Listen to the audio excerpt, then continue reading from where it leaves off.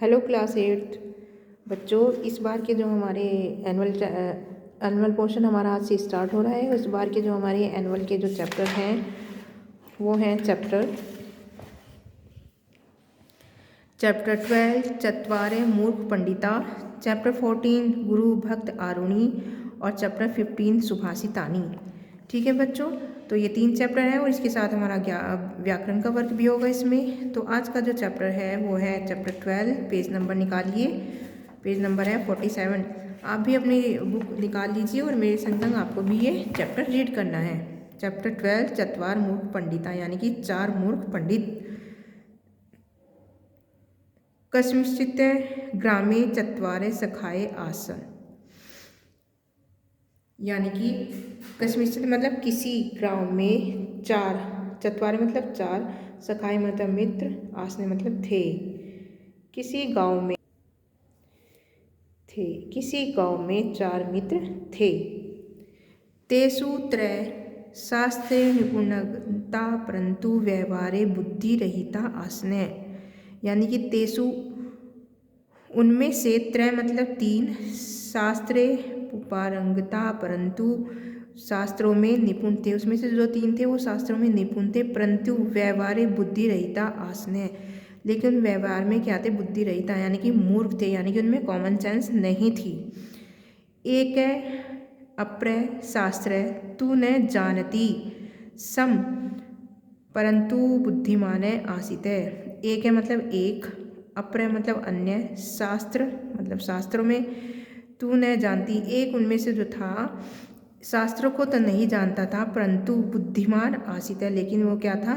बुद्धिमान था। वो जो 4 थे, 4 में से 3 जो थे वो शास्त्रों के ज्ञाता थे, लेकिन उनमें कॉमन सेंस नहीं थी, मूर्ख थे। और जो चौथा था वो क्या था? वो चौथा बुद्धिमान था, लेकिन उसे शास्त्रों का ज्ञान नहीं था। एकदा ते निश्चय कृतवंत यत, एक बार ते यानी कि उन्होंने निश्चय किया यत कि वय देशांतर गत्वा महाराजस्य पुरतः स्वज्ञानस्य पांडित्यस्य च प्रदर्शने करिष्यामि, कि वह मतलब हम देशांतर गत्वा महाराजस्य, यानी कि देशांतर मतलब जहाँ महाराज रहते हैं उनकी राजधानी में जाएंगे, और पुरतः मतलब सामने, स्व और राजा के सामने अपने ज्ञान का और पांडित्य का प्रदर्शन करेंगे। एवा चिंतयित्वा ते देशांतर परिस्थित्वा, तो क्या हुआ? ऐसा सोचकर, चिंतयित्वा मतलब ऐसा सोचकर, ते वे देशांतर परिस्थित्वा ता, यानी कि राजधानी की ओर चल पड़े। मार्गे ते एकस्य मृत सिंहस्य अस्थिनि दृष्टवन्ते, मार्गे मतलब मार्ग में, ते मतलब वे, एकस्य एक, मृत यानी कि मरे हुए, सिंहस्य मतलब शेर को, अस्थिनि मतलब हड्डियां जो होती हैं, दृष्टवन्ते मतलब देखा, रास्ते में उन्होंने एक मृत शेर की अस्थियों को यानी कि हड्डियों को देखा। तदा तब, तेसु उनमें से एक है उक्तवान, यानी कि उनमें से एक बोला, भो सुहृदय, यानी कि भो मतलब अरे, सुहृदय मतलब मित्रों, अस्माक विद्या परीक्षा कुरुतम एक अवसर लब्ध। अस्माक हमें विद्या मतलब अपनी जो हमारा ज्ञान है उसका हमें क्या करना चाहिए? हमें अपनी विद्या का परीक्षण करने के लिए एक अवसर प्राप्त हुआ है। वयम एन सिंहस्य जीवित कुरय इति, हमें इस सिंह को यानी शेर को जीवित करना चाहिए।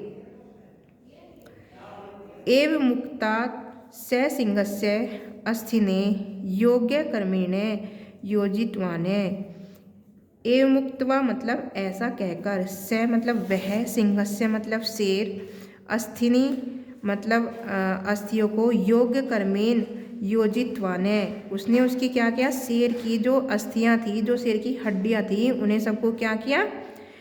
एक योग्य क्रम में यानी कि लगा दिया, यानी कि उसने जैसे शेर का आकार होता है उसी क्रम में उन अस्थियों को लगा दिया। तदा द्वितीय तत्र रक्त मांस चर्मादिक संयोजितवान। तब क्या किया, दूसरे ने उसके ऊपर रक्त और मांस चढ़ा दिया। तदंतर यदा तृतीय प्राणदान कुरुतमय उदत अभवत तदा शास्त्र ज्ञान रहित चतुर्थ उक्तवान। तदंतर उसके बाद यदा तृतीय प्राणदान, जैसे ही तीसरा जो पंडित था उसमें प्राणदान उदत मतलब तैयार हुआ, तदा शास्त्र ज्ञान रहित चतुर्थ उक्तवान, जो जिस व्यक्ति को, जिस पंडित को शास्त्र का ज्ञान नहीं था, वो उसमें से बोला, एतस्य जीवदाने मा कुरु, इसे जीवन दान मत दो, मत करो। यदि ऐसे सिंह जीवित अभवत, यदि यह सिंह यानी कि शेर जीवित हो गया, त्रिही अस्माने अमराते, वैसे वे हमें क्या करेगा, मार देगा। तय श्रुत्वै तृतीय उक्तवान, यह सुनकर जो तीसरा पंडित था वो बोला, हे मूर्ख, अहम स विद्याया परीक्षा करिष्यामि। हे मूर्ख, अहम स विद्याया परीक्षा करिष्यामि, अरे मूर्ख, हम अपनी विद्या की परीक्षा कर रहे हैं। एते अह जीवदाने तु अवश्य दास्यामि, अतः हमें इसे जीवन दान तो अवश्य देना पड़ेगा।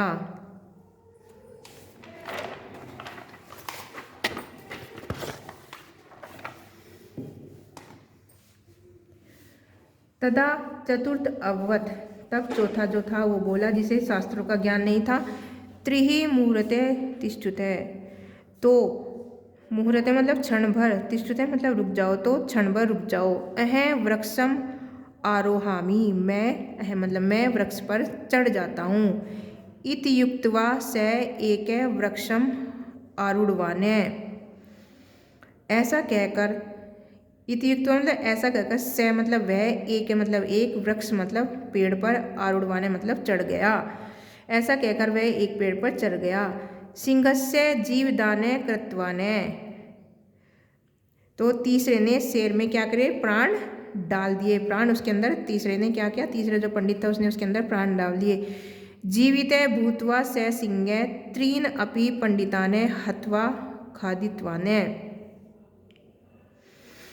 तो क्या किया, जीवित भूतवा, जैसे ही वो जीवित हुआ, स वह सिंह, तीन अपि पंडिताने हत्वा, उसने तीन पंडित जो थे उनकी हत्या कर दी, और खादित्वाने और खा गया। उन जीवित होकर शेर ने क्या किया, तीनों पंडितों को मारकर उनकी हत्या कर उन्हें खा गया।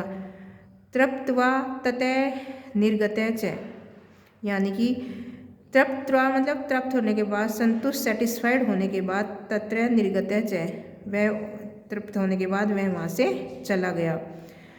तदंतर चतुर्थ वृक्षतः आवृतीय ग्राम प्रत्यागवान, तदंतर मतलब उसके बाद चतुर्थ जो चौथा पंडित था, वृक्ष से आवृत्य, वृक्ष से उतरकर ग्राम में प्रत्यागवान, अपने ग्राम को लौट आया। अतः पंडिता वदंती, अतः पंडितों ने यानी कि विद्वानों ने कहा है, विद्या अपेक्षया बुद्धि एवं गृह्यसी, यानी कि विद्या की अपेक्षा बुद्धि अधिक श्रेष्ठ होती है। मूर्खस्य ज्ञानम अनर्थस्य कारणम, यानी कि मूर्ख का ज्ञान अनर्थ का कारण होता है। यानी कि हमें बुकिश नॉलेज जो है वो तो बहुत सारी हो गई, लेकिन जो हमें लेकिन क्या रह गए, फिर भी हम मूर्ख रह गए। हमें जो कॉमन जो बातें होती हैं उनका कोई ज्ञान नहीं है, सामाजिक बातों का कोई ज्ञान नहीं है, तो ऐसे लोग मूर्ख ही कहलाते हैं। ठीक है बच्चों, तो आपने देखा किस तरह से वे अपने मूर्खता के कारण तीनों पंडित मारे गए। तो बच्चों आपको ये अपनी बुक में से चैप्टर रीड करना है। अगर कोई प्रॉब्लम आती है आपको इसके पीछे इसका हिंदी अनुवाद भी दिया गया है, इसके वर्ड मीनिंग भी दिए गए हैं। ठीक है बच्चों, ये चैप्टर आपको अपनी बुक में से अच्छे से 2-3 टाइम रीड करना है। Thank you, have a beautiful day.